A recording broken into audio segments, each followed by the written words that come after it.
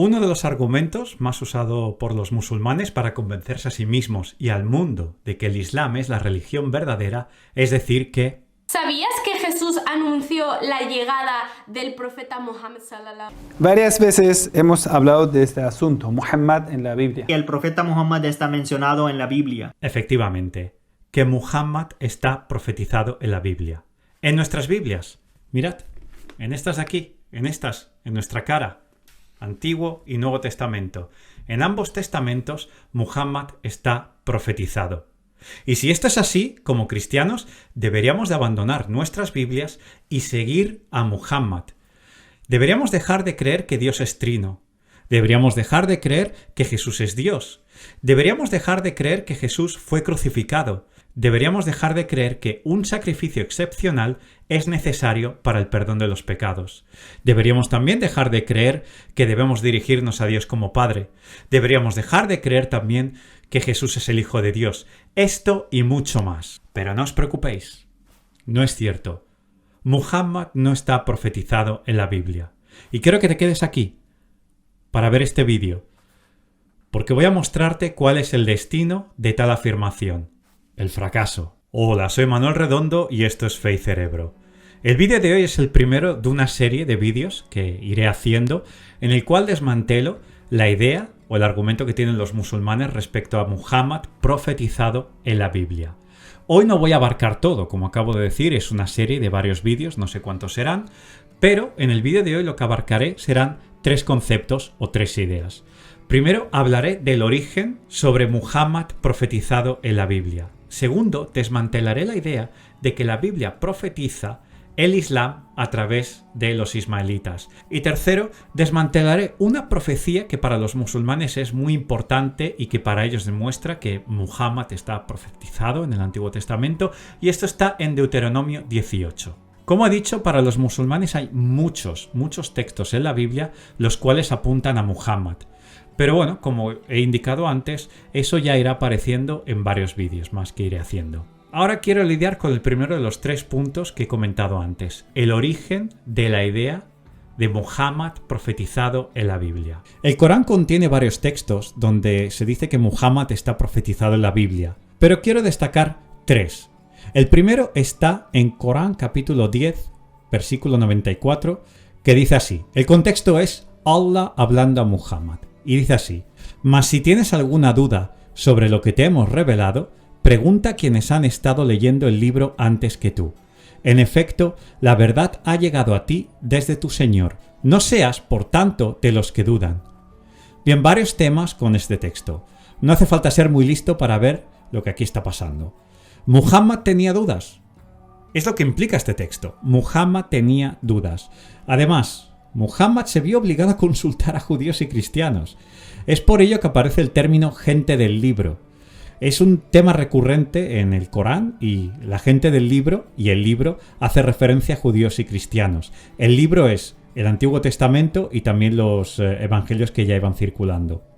Lo curioso es que en la traducción del Corán con comentarios llamada Tafhim al-Qur'an, escrita por Sayyid Abul Ala Maududi, podemos ver que al parecer los árabes de aquel contexto eran gente ignorante sobre los temas de la Biblia, y Muhammad tenía que consultar a judíos y cristianos para aclarar temas que no podía comprender.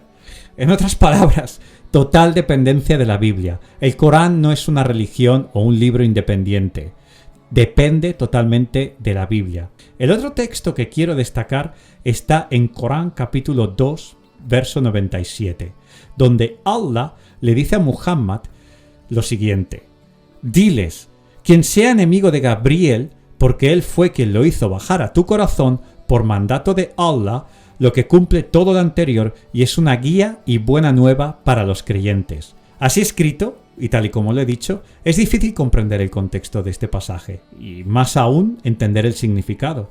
Pero en el libro de comentarios llamado Al-Dur al-Manthur, escrito por Jalal al-Din al-Suyuti, dice que Muhammad fue a los judíos a preguntarles si habían visto en la Torá si Jesús predicó sobre él, Muhammad, es decir, Muhammad, sobre la llegada de un mensajero llamado Ahmad. Ahmad es en referencia al nombre Muhammad, Bien, esto muestra que Muhammad estaba al tanto de que los judíos esperaban a alguien especial y de que los cristianos tenían el concepto del Mesías, del retorno o de lo que fuera.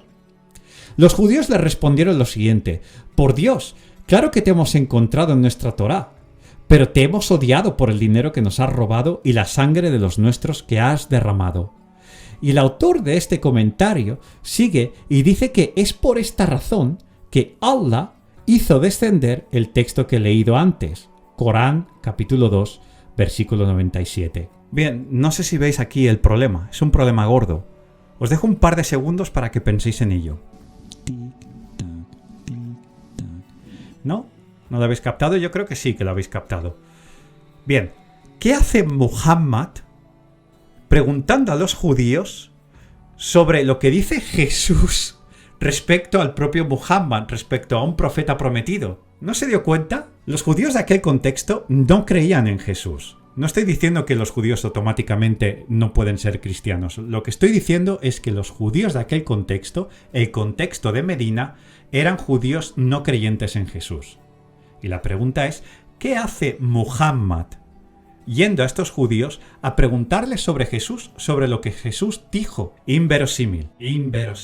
Pero los judíos, ¿qué hacen? Le dicen que sí, que efectivamente, que Jesús habló de ese profeta del Ahmad. Y sabían perfectamente que Muhammad era ese Ahmad prometido, que Muhammad estaba profetizado. Pero no sé si veis aquí el problema. Para el Islam, para Muhammad, no para los cristianos. Y es que los judíos de Medina, los cuales no tenían una buena relación con Muhammad, y ellos mismos dicen el por qué, le tendieron una trampa que permanecería para siempre, y yo os estoy explicando aquí y ahora. Esta trampa es que Muhammad quedaría permanentemente en ridículo por hacer una pregunta en referencia a las palabras de Jesús a judíos no creyentes en Jesús. Hay un vídeo que hice cuyo link está aquí arriba, y en este vídeo hablo del momento en que Muhammad tuvo que emigrar a Medina y allí empezó a pedir dinero a los judíos y les dijo que, bueno, que él era parte de la religión de los judíos y de los cristianos. Él era el profeta prometido y con ello quería convencer a los judíos de que debían darle dinero para apoyar su causa. Está claro, Muhammad intentó todo lo posible para convencer a judíos y cristianos y a los suyos de que él era un hombre de Dios. Él era ese prometido.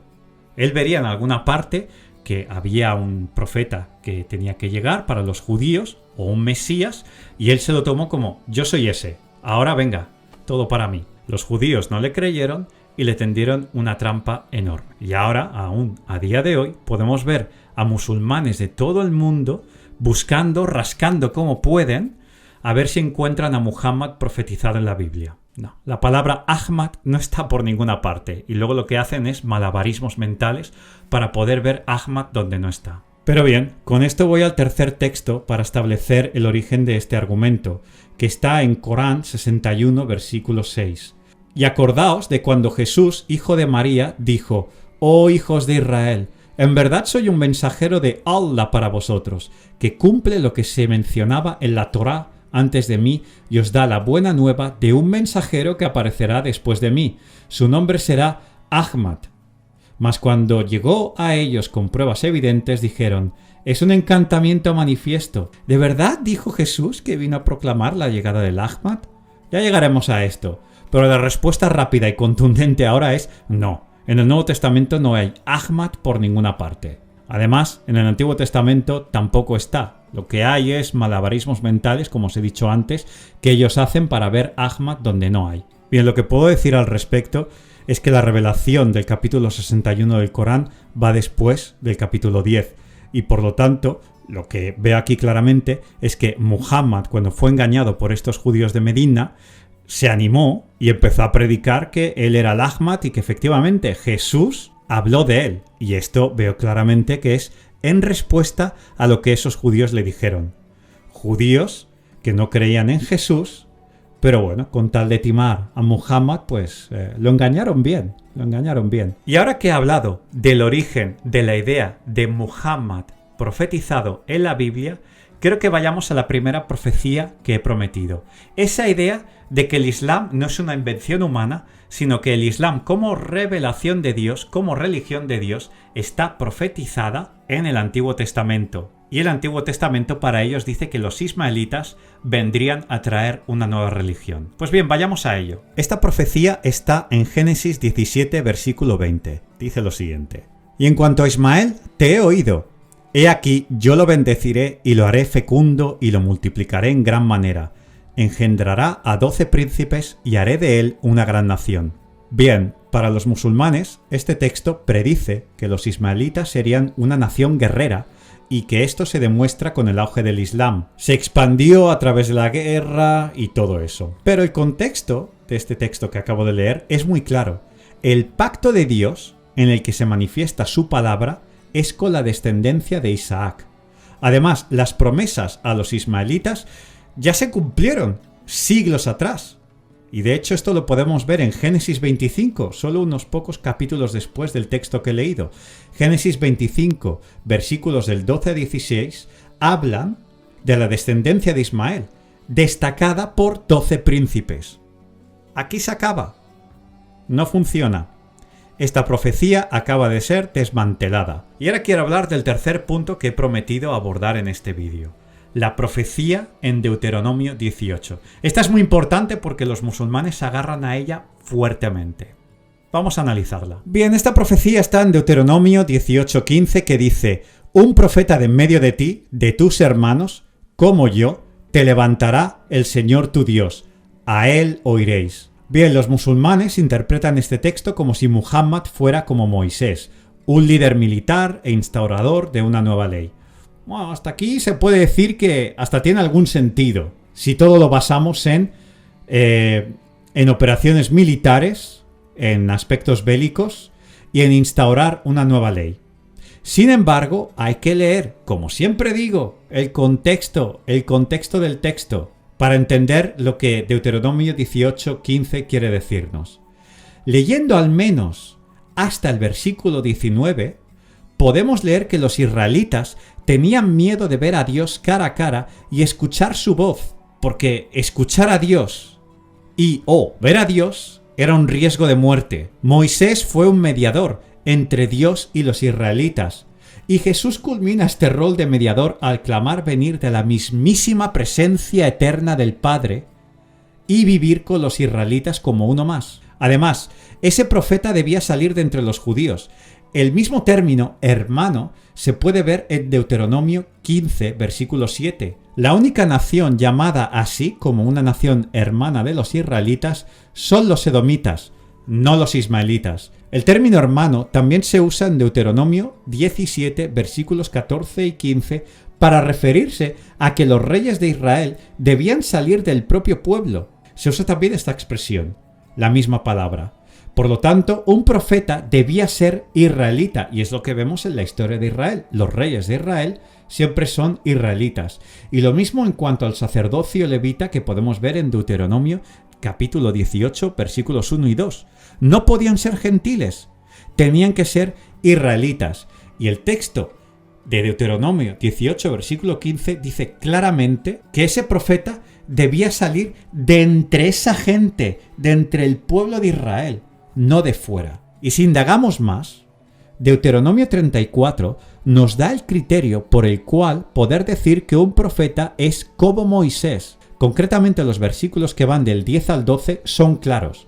Os leo: Desde entonces no ha vuelto a surgir en Israel un profeta como Moisés, a quien el Señor conocía cara a cara. Nadie como él por todas las señales y prodigios que el Señor le mandó hacer en la tierra de Egipto contra Faraón, contra todos sus siervos y contra toda su tierra, y por la mano poderosa y por todos los hechos grandiosos y terribles que Moisés realizó ante los ojos de todo Israel. Es decir, un profeta como Moisés tenía que ser mediador, tenía que hacer milagros y tenía que ser libertador. Y dicho esto, termino este vídeo con lo siguiente. Jesús fue archiconocido por hacer milagros, milagros a mansalva. Todo su ministerio estaba lleno de milagros.